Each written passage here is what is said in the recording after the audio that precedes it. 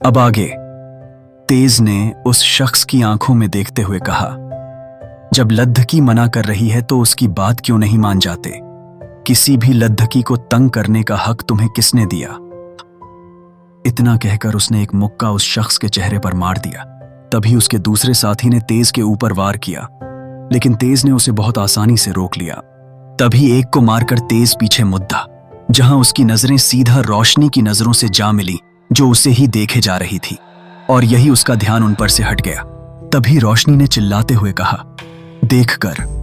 लेकिन तब तक तेज को एक मुक्का पुडिडी एज चुका था। तेज को इससे कोई फर्क नहीं पुडिड्डा, लेकिन उसे चोट लग गई थी। उसने मुद्द कर उस शख्स की तरफ देखा जिसने उसे मारा था। उसने फिर वापस पलटकर रोशनी की तरफ देखा, जिसकी आंखें उसे मुक्का पड़िए डसते देख नम हो चुकी थीं। रोशनी की नम आंखों को देखकर तेज उस शख्स की तरफ देखकर बोला, ये तूने अच्छा नहीं किया। मेरी बीवी के सामने मुझे मारा और तेरी वजह से उसकी आंखों में आंसू आए। इतना कहकर वो सीधा आगे बढ़कर उस शख्स को पकड़ उसके चेहरे पर मुक्के मारने लगा, और सब ये देखकर हैरान हो गए। तेज की वर्दी देखकर वो एक इंडियन आर्मी का जाबाज ऑफिसर लग रहा था, लेकिन उसकी हरकतों को देखकर कुछ और ही लग रहा था। एक ऑफिसर तेज को रोकते हुए बोला, सर छोड़ दिए उसे, वो मर जाएगा। वो तो आतंकवादी नहीं है, बस एक बिगड़ा हुआ लद्दाखा है। वो मर जाएगा और आप मुसीबत में पड़ी।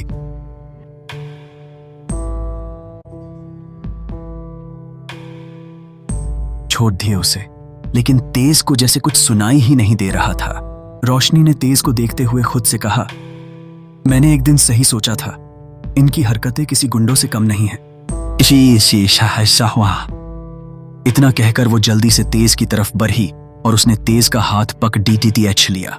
हमेशा की तरह रोशनी के हाथ पकड़ने से तेज के शरीर में फिर से एक तेज करंट दौड़ गया। उसके पैर तो क्या, उसके हाथ भी जम गए। रोशनी ने रोका, अब तो तेज को रुकना ही था, तो वो रुक गया। उसने मुद्द कर रोशनी को देखा तो रोशनी ने कहा, अब बस कीजिए। फिर उसने तेज के होंठों के पास देखा, जहां उसे मुक्का लगने से थोड़ी सी खरोंच आ गई थी। उसने तेज के हाथ को देखा। उस शख्स को इतना मारने से उसके हाथ पर भी चोट आ गई थी। उसने तेज को देखते हुए परेशान होते हुए कहा, आपको चोट लगी है? तेज ने शांति से कहा, नहीं मैं ठीक हूं। रोशनी ने हल्के गुस्से से कहा, अब तो चुप ही रहिए। रोशनी की गुस्से भरी आवाज सुनकर तेज का मुंह बंद हो गया।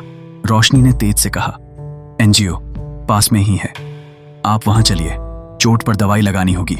तेज ने मना करते हुए कहा, नहीं मैं ठीक हूं, वैसे भी मैं राउंड पर हूं, ना कि घूम रहा हूं। तभी एक ऑफिसर ने कहा, सर आप मेम के साथ जाइए, हम सब है ना, हम सब संभाल लेंगे। आप जाइए, अपनी दवाई लगाकर ही आइएगा। तेज ने फिर रोशनी को देखा, जो बस परेशानी से उसके हाथ को देखे जा रही थी।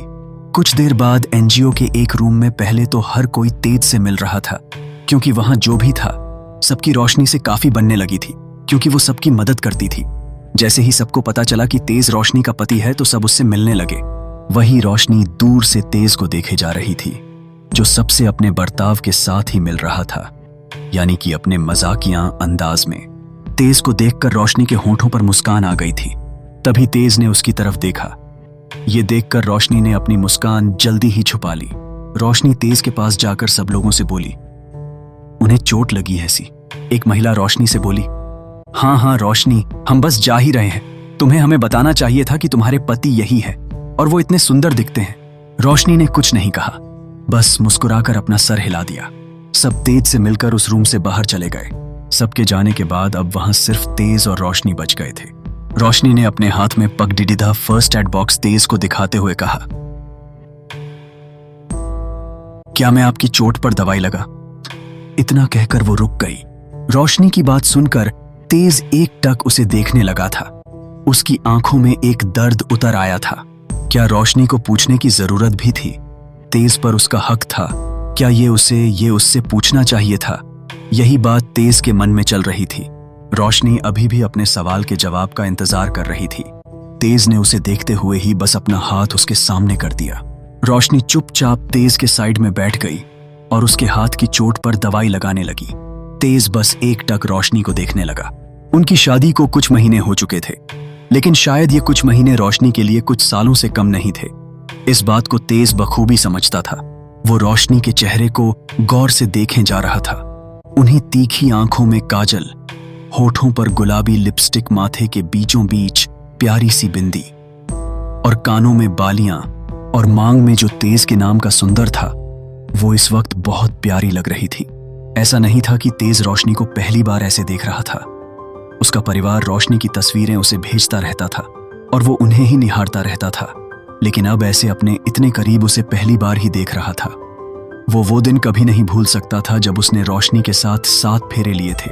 कितनी खूबसूरत लग रही थी वो नई नवेली दुल्हन बनकर। लेकिन उसने क्या किया? अपनी मोहब्बत, अपनी नई नवेली दुल्हन को शादी के अगले दिन ही छोड़कर आ गया। आखिर किस लिए?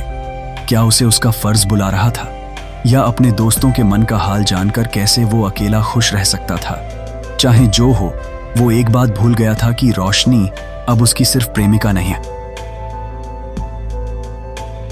बल्कि उसकी पत्नी भी थी, जिसके लिए अपने पति का वक्त सबसे ज्यादा मायने रखता है।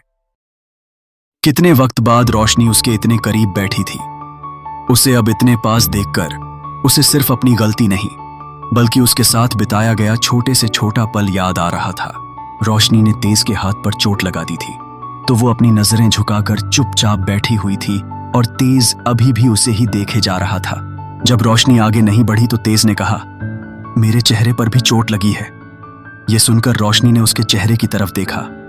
हाँ, तेज के होठों के बिल्कुल पास बस एक खरोंच आई हुई थी। रोशनी ने वहां से अपनी नजरें हटा ली और यहां वहां देखने लगी।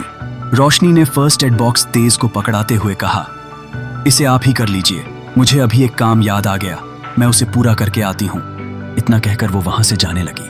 तभी वो अचानक बढ़ते बढ़ते रुक गई, क्योंकि उसे अपने गले में डाला हुआ दुपट्टा का खींचता हुआ महसूस हुआ, जिससे उसके हाथ अपने आप अपने गले पर चले गए। उसका दिल बड़ी जोरों से धड़कने लगा, पलकें बार बार फड़फड़ाने लगी। उसने हल्का सा पीछे मुड़कर देखा तो इस बार ना तो उसका दुपट्टा तेज की घड़ी में फंसा था और ना ही किसी और चीज से, बल्कि इस बार खुद ने उसके दुपट्टे का छोर पकड़ रखा था।